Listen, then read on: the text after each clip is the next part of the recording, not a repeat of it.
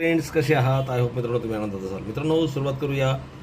जो नवीन अभ्यासक्रम आहे इयत्ता 6वीचा त्याच्या गणित विषयाचं जे दुसरं प्रकरण आहे त्याला आपण सुरुवात करणार आहोत. पहिल्या प्रकरणाचा व्हिडिओ जर तुम्ही पाहिला नसेल तर डिस्क्रिप्शन बॉक्समध्ये लिंक आहे, त्यावर तुम्ही तो बघू शकता. आणि मित्रांनो, या चॅनलवर नवीन असाल तर चॅनलला सबस्क्राईब करा. त्याचप्रमाणे मित्रांनो आवडल्यास लाईक आणि शेअरही करा. चला मित्रांनो, सुरुवात करूया. दुसऱ्या प्रकरणाला रेषा आणि कोण अतिशय महत्त्वाचं हे चॅप्टर आहे. बेसिक कन्सेप्ट जे ते तुमचे क्लिअर होणार आहेत, जेणेकरून तुम्हाला पुढे कोणतीही अडचण येणार नाही. तर फ्रेंड्स, बिंदू, त्याचप्रमाणे प्रतल, रेषाखंड नेमकं काय असतं ते तुम्ही अभ्यासलंच असेल. आता आपण सुरुवात करूया डायरेक्ट सराव संच 2.1ला. तर मित्रांनो, काय दिले बघा, सोबतची आकृती पहा आणि खालील दिलेल्या संबोधांची नावे लिहा. तर फ्रेंड्स, ही दिलेली आहे आकृती. आपल्याला बिंदू शोधायचे. तर बिंदू नेमके कोणते? तर बिंदू म्हणजे काय मित्रांनो? बिंदूची व्याख्याच काय? एखादा पॉईंट असेल त्यालाच आपण बिंदू म्हणतो. म्हणजे जिथे बिंदू कोणकोणते? बी आहे, ए आहे, ओ, सी, डी, ई, हे सर्व काय? हे बिंदू आहेत. तर फ्रेंड्स, लिहिताना तुम्ही या पद्धतीने लिहू शकता. बिंदू नेमके कोणते? तिथे बघा, बिंदू लिहूया आपण. बिंदू पहिला लिहिता येईल आपल्याला. कुठे सुरुवात करू शकतो? ए आहे, त्याचप्रमाणे ओ आहे, सी, बी, अजून आपल्याला सांगता येईल डी आणि ई. हे काय आहेत? हे आहेत बिंदू. ओके फ्रेंड्स, रेषाखंड कोणते? आता रेषाखंडाची व्याख्या मित्रांनो, दोन त्याला अंत्यबिंदू असतात. म्हणजे आपल्याला असं जर आपण लिहिलं, हा ई आणि हा ओ घेतला तर हा सुद्धा रेषाखंड होईल. मात्र लिहिताना तो आपण लिहिणार रेख असा लिहिला तरी चालतो. रेख ओ ई हा झाला मित्रांनो रेषाखंड. ओके फ्रेंड्स, किरण. आता किरण म्हणजे काय? त्याला एक आरंभबिंदू असतो आणि एका बाजूला ॲरो असतो. म्हणजे काय? इथे जर आपण बघितला, हा जर आरंभबिंदू घेतला तर ओ सी हा होईल किरण. लक्षात घ्या, आरंभबिंदूपासूनच सुरुवात करायची आणि इथे लिहायचं किरण ओ सी.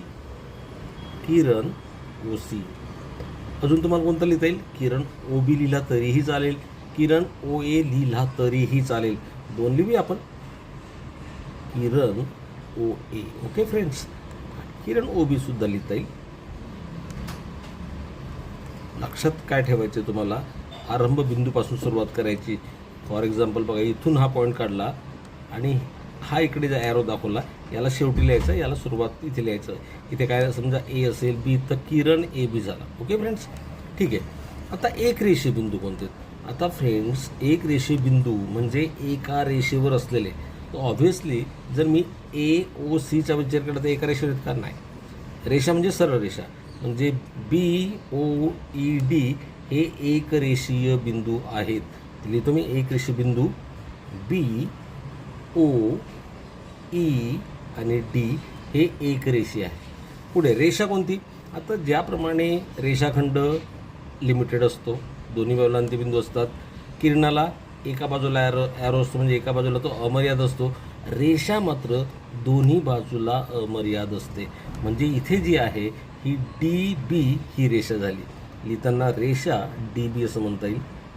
डी बी, बी डी काहीही आपण म्हणू शकतो. ओके फ्रेंड्स, ही रेषा होऊ शकत नाही, ओसी रेषा होऊ शकत नाही. का? इकडे ॲरो नाही आहे, इकडे ती इन्फायनाईट नाही, अगणित नाही आहे. हे लक्षात ठेवा. नैक रेषी बिंदू. नैक रेषे म्हणजे काय? एका रेषेत नसलेले. मित्रांनो, ए ओ सी हे एका रेषेत नाही आहेत. ए ओ सी.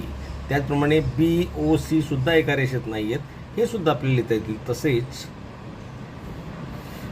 बी ओ सी अजूनही तुम्हाला लिहिता येतील. ओके फ्रेंड्स, पुढे काय दिलं मित्रांनो? आपला दुसरा प्रश्न बघूया आपण. हा पहिला प्रश्न आपला झाला आहे. दुसरा प्रश्न बघूया लगेच. तो दिला आहे बघा मित्रांनो, आकृत्या काढा. आता इथे पण बघा, रेषाची आकृती म्हणजे काय सांगितलं आहे? दोन्ही बाजूला ॲरो असले पाहिजे, किरण असले पाहिजे. किरण डी या मी काढून दाखवतोय. या बघा मित्रांनो, आकृत्या काढल्यात. रेषा बी टी दोन्ही बाजूला ॲरो आहेत, किरण आहेत. लक्षात घ्या. किरण डी. किरण डी म्हणजे डी हा आरंभ बिंदू असेल, ईला इकडे येणार या पद्धतीने. रेख. रेख म्हणजे रेषाखंड. लक्षात घ्या. म्हणजे इथे सुद्धा ॲरो नाही, इथे सुद्धा ॲरो नाही. रेषा बाय. आता मित्रांनो, स्मॉल लेटरमध्ये असेल तर एकच रेषा काढायची, बिंदू देण्याची गरज नाही.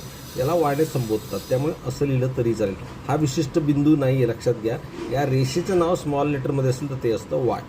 बिंदू एम. बिंदू तर मित्रांनो आपल्याला डॉट काढता येतो, नाही का? हा असा बिंदू काढता येईल, याला नाव देऊन टाका एम. या पद्धतीने हे आपल्याला सोडवता येईल. आता फ्रेंड्स, पुढचा प्रश्न काय बघा, खालील बाबी स्पष्ट होतील अशा आकृत्या काढा. आता या आपल्याला आकृत्या काढायत, या मी तुम्हाला काढून दाखवतो. तुम्ही स्पष्ट होतील अशा आकृत्या काढायला सांगितल्यात. बघा काय आहे, बिंदू पी हा रेख ए बीवर आहे. आता मित्रांनो रेख ए बी आहे म्हणजे हा इथे ए आला आणि हा इथे बी आला, अर्थात याला किरणाचं चिन्ह देणार आहे आपण. आणि रेख पी हा कुठे ए बीवर आहे, याच्यावर कुठेतरी आहे, तुम्ही कुठेही लिहू शकता याला. हा झाला पी, अशी आकृती याची.